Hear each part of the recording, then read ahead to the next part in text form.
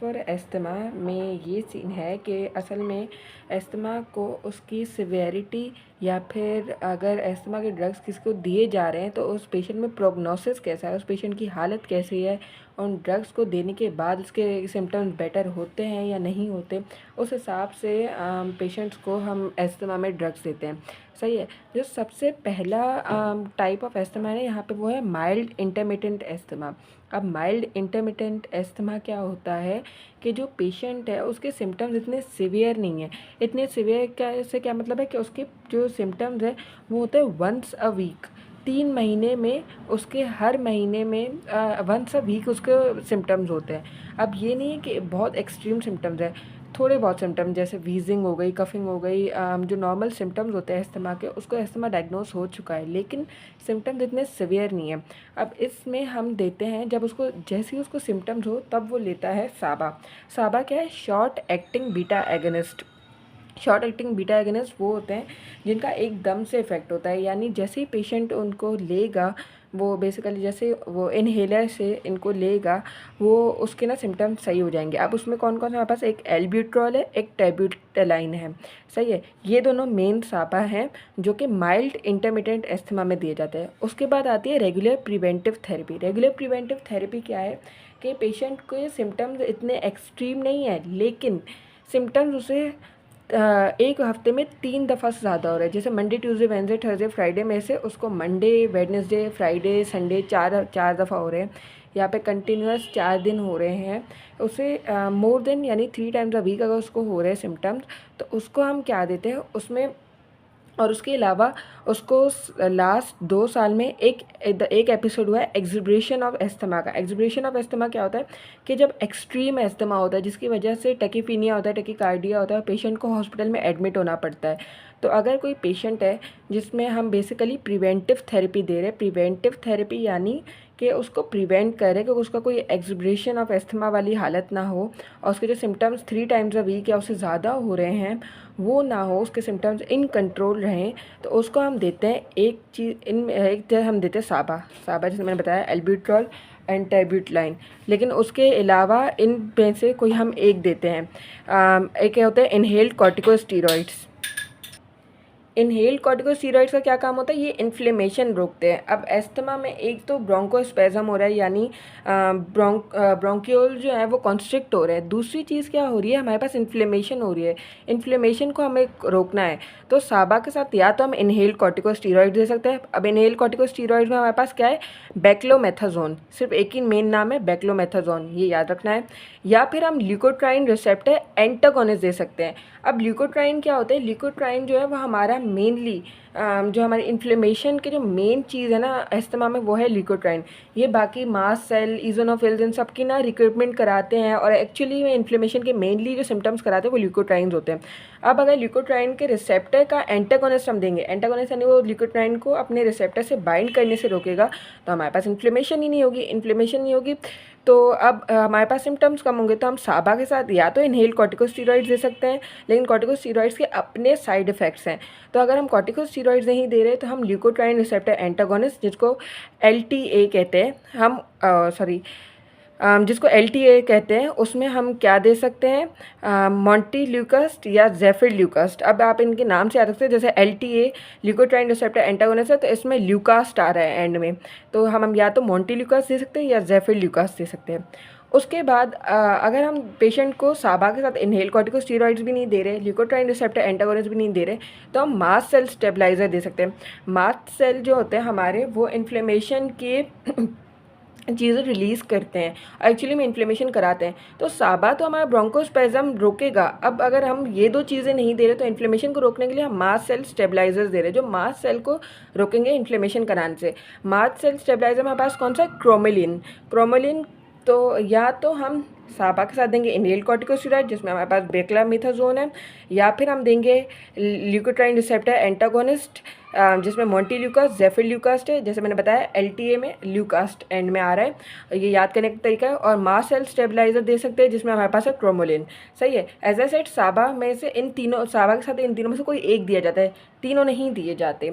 तीनों। अब आगे हम जाते हैं एड ऑन थेरेपी में। एड ऑन थेरेपी क्या होती है, जब अगर हम पेशेंट, कोई अस्थमा का पेशेंट है, उसको हम कोई मेडिकेशंस दिए जा रहे हैं, लेकिन उसके सिम्टम्स इतने ज़्यादा बेहतर तरीके से मतलब प्रोग्नोसिस का इतना अच्छा नहीं है, तो हम एड ऑन थेरेपी दे सकते हैं। एड ऑन थेरेपी क्या होगी, वो इन्हेंस करेगी हमारे जो प्रीवियस ड्रग्स हैं उनके इफ़ेक्ट्स को।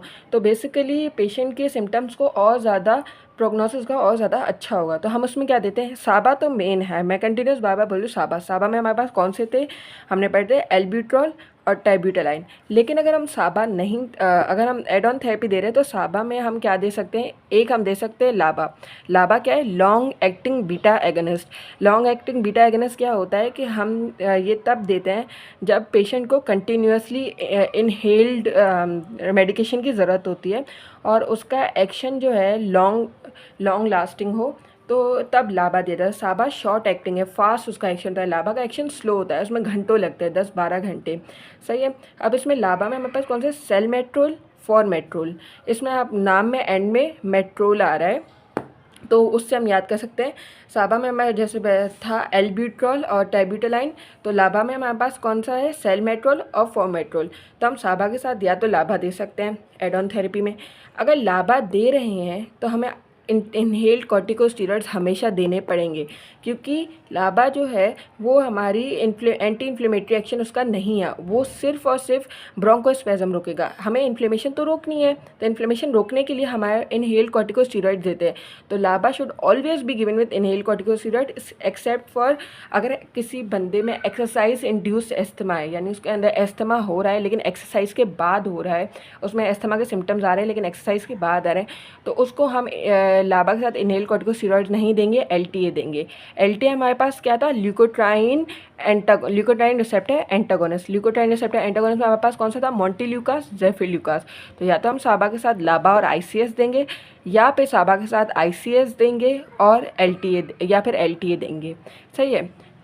अच्छा, ये इनमें से हमें समझ नहीं आया, पेशेंट के सिम्टम्स बेहतर नहीं हुए, तो हम साबा के साथ देंगे long acting anticholinergics. Long acting anticholinergics में हमारे पास कौन से आता है, टायोट्रोपियम। सही है।